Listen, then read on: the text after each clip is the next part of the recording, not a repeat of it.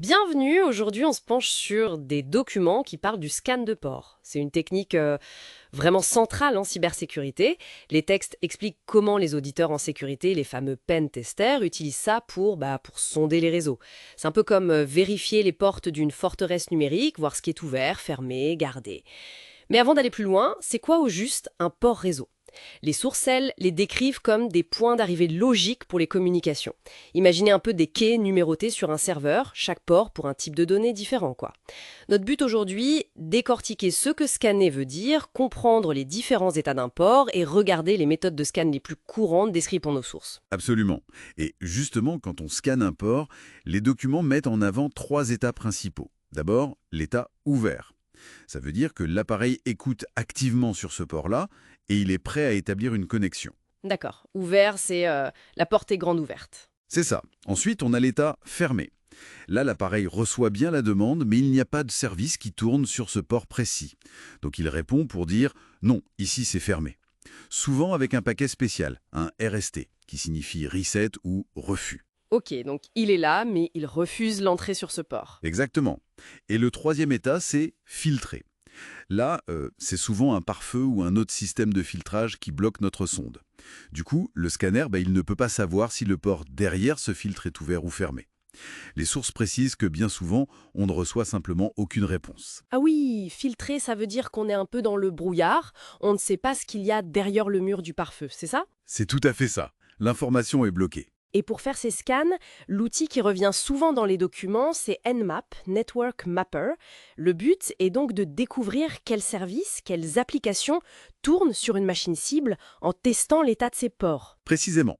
Et pour bien comprendre les résultats, c'est utile de connaître les catégories de ports définies par l'IANA, l'organisme qui gère ces attributions. Il y a d'abord les ports bien connus, de 0 à 1023.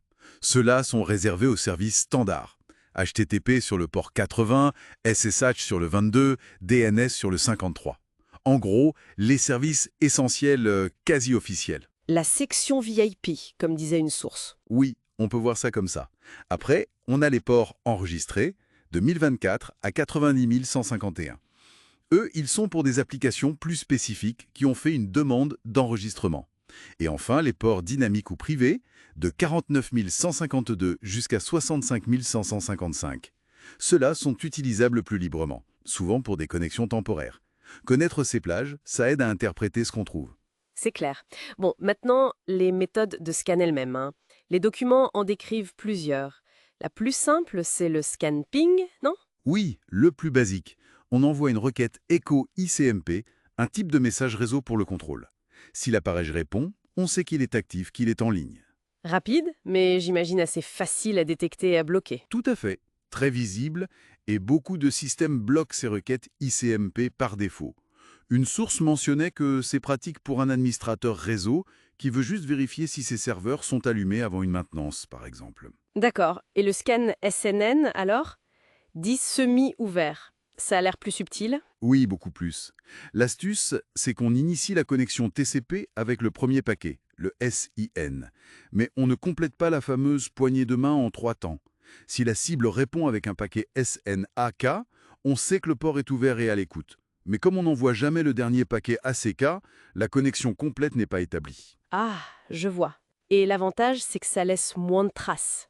Moins susceptible d'être logué par les systèmes de sécurité. Exactement. C'est plus furtif.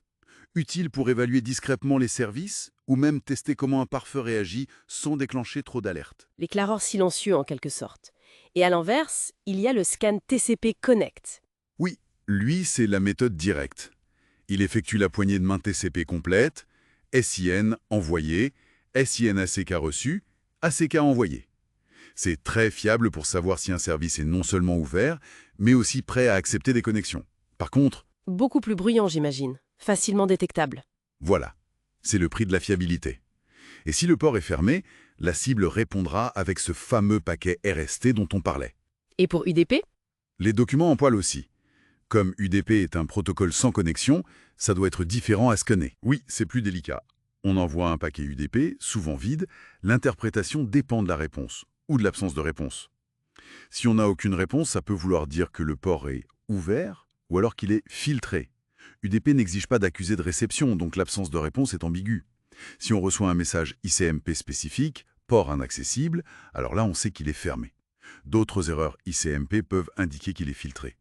C'est souvent utilisé pour chercher des failles sur des services UDP moins courants. Compris. Et pour finir, les textes mentionnent des scans furtifs, stealth scan. Le but est clair, passer sous les radars des IDS des pare-feux. C'est tout l'enjeu, oui. Les techniques peuvent varier. Par exemple, scanner très lentement, sur une longue période, pour que le trafic ressemble à du bruit de fond.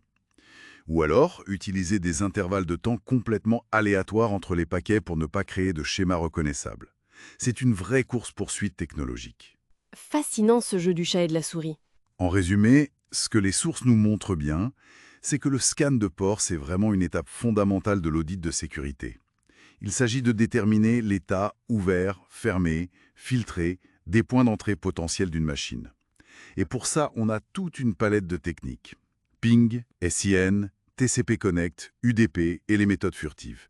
Chacune a ses avantages, ses inconvénients. En termes de fiabilité, de discrétion, de vitesse.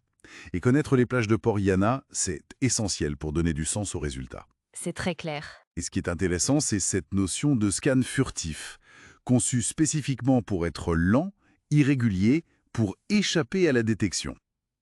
Ça soulève une question importante, je trouve. Si les attaquants potentiels s'adaptent pour devenir de moins en moins bruyants, moins prévisibles, comment les défenses doivent-elles évoluer? Aller au-delà de la simple détection de motifs évidents ou de volumes anormaux pour repérer ces reconnaissances beaucoup plus subtiles, c'est une piste de réflexion sur cette course sans fin entre l'attaque et la défense en cybersécurité.